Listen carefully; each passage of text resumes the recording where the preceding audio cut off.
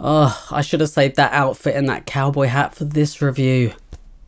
No mind, I have this today, if you can read that. Hello and welcome back, you're with me. I see snap. Like and subscribe. Sorry if I'm sounding a little hoarse today, pun kind of intended. Yeah, I'm a little bit sick, so sorry about that. Anyway, a woman who needs absolutely no introduction. Beyoncé Knowles Carter. Queen Bee, however you know her. And this album feels like a bit of a middle finger to the response of critics. Those who say you can't do country. Though it isn't really country how you imagine. It's a deeper delve into Texas, Louisiana, Cajun roots, and it incorporates everything surrounding this. Blues, folk, soul, and way more. I also think there's this belief that if you make country music, you gotta come from downtrodden, salt of the earth, poor communities. Yeah, that might have been true at some point. I would say the majority of artists now are pretty much from money or have some kind of connection, you know, that kind of stuff. The album itself, Cowboy Carter, the second installment of an ongoing trilogy, is pretty huge at 27 tracks. Damn, and I thought Justin's was long.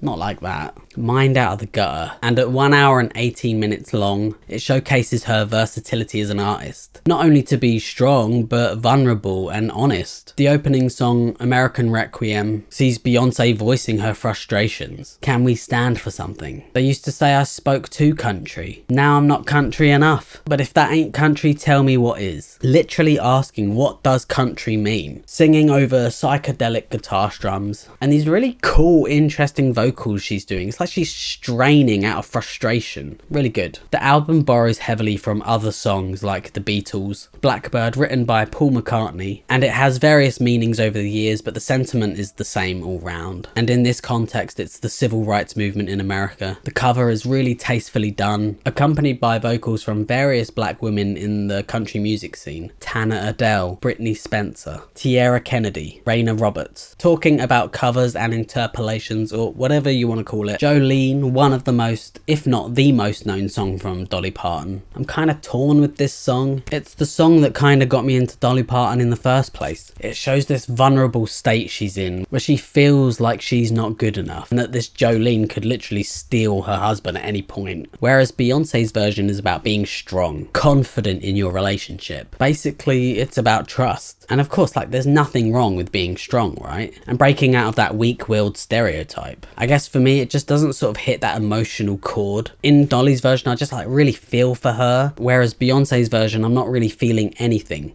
I don't hate it, I actually really like it. It just gives me like a different emotion. It doesn't have that same feel to me. Compare this to the song Yaya, a hard-hitting song lyrically. It's fast-paced, it's upbeat, really fun. Weirdly, like, I liked it way more on my second listen though. It samples Nancy Sinatra's song, These Boots Were Made for Walking, and interpolates the Beach Boys song, Good Vibrations. And on top of all this, these really impressive vocals from Beyonce.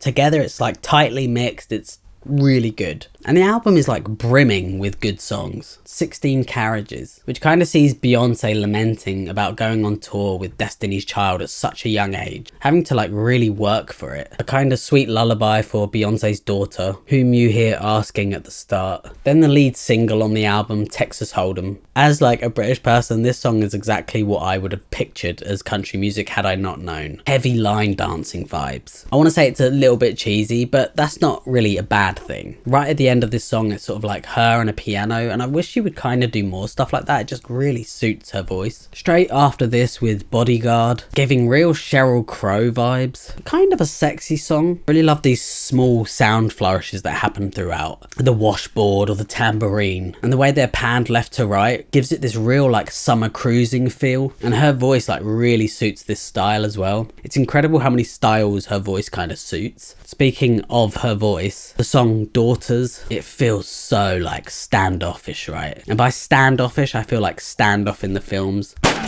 Just like that. And you know those scenes in the old westerns where everyone's closing the shutters, the saloon door is slightly swaying back and forth. That's the vibe I get. Her voice over this like Spanish guitar, her voice feeling pretty rugged, and then just switches into this like operatic voice, singing Caro mi ben, a composition by Tommaso Giordani. Again, pronunciation, sorry. The album has its fair share of collaborations, be that Linda Martell, Dolly, Willie Nelson, narrating some interludes or vocal collaborations with Post Malone, Shaboozey, Willie Jones, Miley Cyrus, and again Dolly Parton. Some of the collaborations hitting a little harder than others, such as Spaghettii featuring Shaboozey, I guess like a trap record that heads into this heavy like bang bang, then changes mood around the 2-minute mark as it slows down and becomes like a little dreamy. And Two Most Wanted featuring Miley Cyrus. I'm not really sure I expected their voices to work together, but they really do complement each other. A proper singer duet on top of country guitars. It kind of sounds like they're singing for this space, but they don't outdo each other. They just work really well. The lyrics talking about a strong connection with someone, always being there, partners for life. Then with Post Malone, I really like his voice and music, but his collaboration kind of feels the most boring to me. I guess boring is kind of a strong word, but there's just nothing really sticking out. And he falls pretty short next to Beyoncé. The song has like a really nice melody, quite romantic, if not a bit raunchy. Nothing like necessarily bad, it just doesn't stand out to me. Hitting the last half of the album, you have these quite short songs scattered around. For example, Flamenco or Oh Louisiana. Oh Louisiana being this like really interesting minute-long song with these like pitched up vocals. Feels kind of out of place, but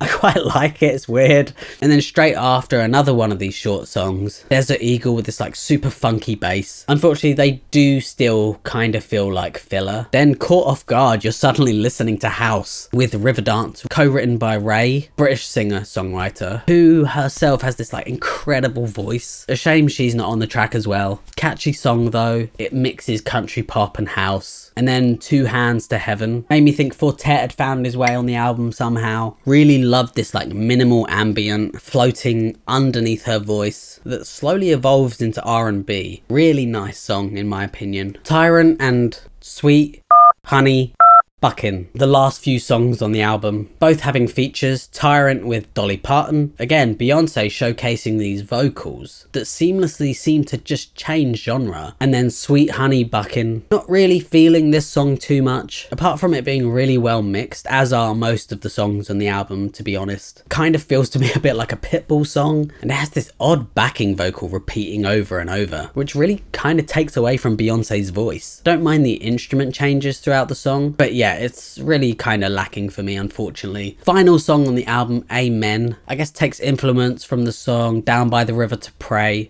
I really love that song actually, and this is like a really nice sort of piano ballad. These great harmonies and this like really nice gospel backing choir singing Mercy, and I love at the end these like reversed vocals and like instrumentation. Feels like everything's going blurry and then ends on this like beep, kind of like out of nowhere. It's almost like you've just been woken up from a dream, maybe a clue as what's to come next. While the album is 27 songs long and can feel somewhat a little bloated, it's also filled with like really good songs. Beyoncé stepping sort of into country feels natural, right? Kind of curious as to what she can't do. Whether you like this album or not, you can't really deny the effort and emotion. It's cohesive even when it steps into other genres. So I am curious as to what she will try next, and you know, I can't wait to hear it. So with all that, I know this score has been given out by everyone already, but I really do think it deserves an 8 out of 10. Thank you so much for watching. I hope you enjoyed it. Tell me what you thought. Leave a comment below. Feel free to like and subscribe. And yeah, hopefully see you on the next one.